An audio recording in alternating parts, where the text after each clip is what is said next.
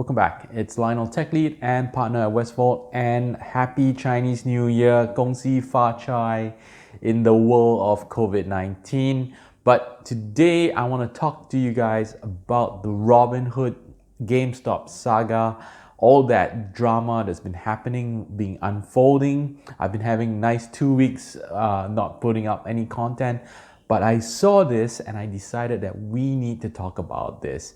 Why do we need to talk about this? I mean, this is a tech channel, right? But Robinhood is tech, right? And it deals with something very crucial to everybody, which is your data. Now, let's go back a little bit. I'll give you an idea of why I'm so familiar with this kind of area and why my experience counts when it comes to this kind of stuff. The first point is that I used to be the CTO of a couple of tech startups and also some of the big companies. And I've been had first-hand experience actually with the controlling of data, right? Especially how it can actually make money.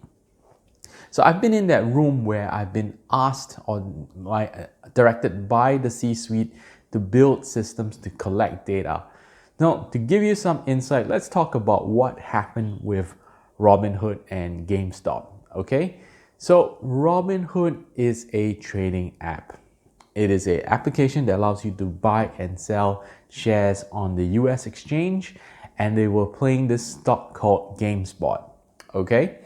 And when GameSpot started to get a lot of buy recommendations coming in from Reddit, which is like a forum for stocks, and there were a bunch of short sellers down there, they got caught because a whole bunch of people ganged up together and pushed the share price up.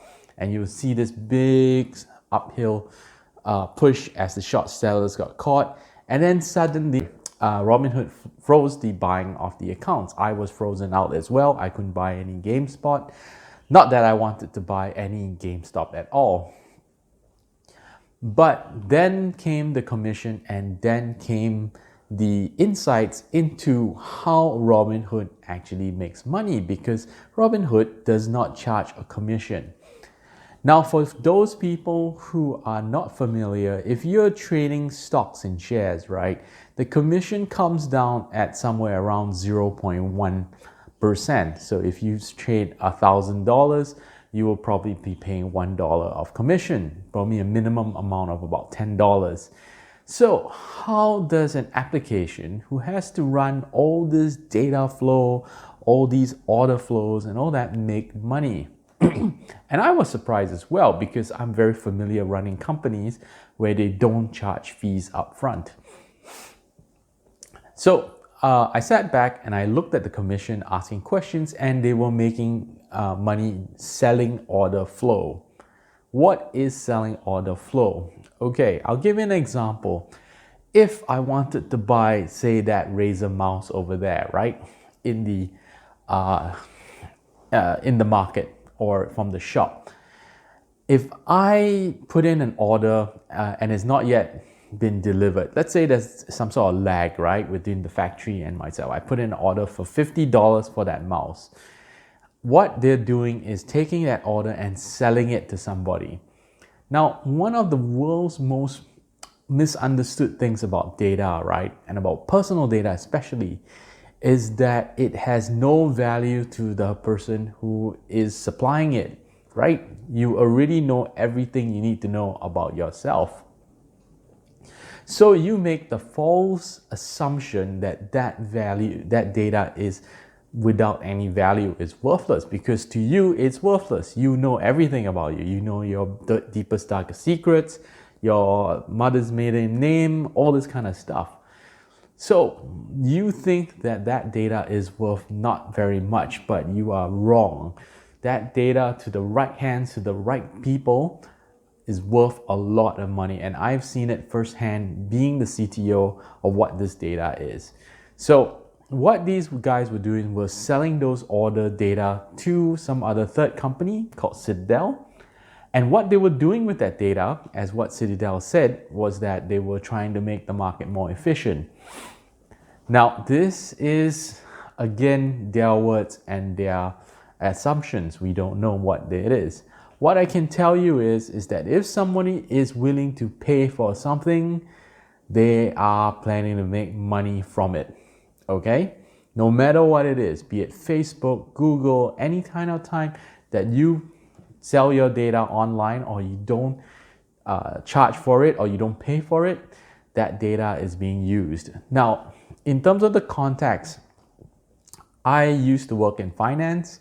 I am actually pretty experienced in it, but I won't talk about that in my channel. What I would say is that there are plenty of methods to make money out of knowing whether I'm going to buy a mouse for $50. The first thing is that you might be more confident to actually buy the mouse at $51 because you know that you can always sell it to me if the price goes down, because I'm willing to purchase it at 50. You could purchase it 51 right now in the market. Is that very invaluable? Well, let's talk a little bit more. Those people with a bit more finance background would know if they could see all the stop orders, right? And they know that at $50, there's lots of stop orders that they're going to cover all their positions. You know, you could easily push it down, get the stops knocked out, and then jump back up. So you could make money with that information. So this is very critical, right, guys, when you're talking about data, finance, and something as simple as the order flow. It has no names, no blood types, no anything. All it is saying, what price am I making an order for, whether it's filled or not filled. Now, this data can be used in the hands of someone who knows what they're doing to correctly make money.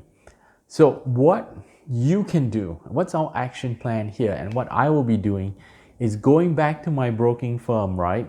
Now mine is IG, markets, and asking them, are you selling my data flow?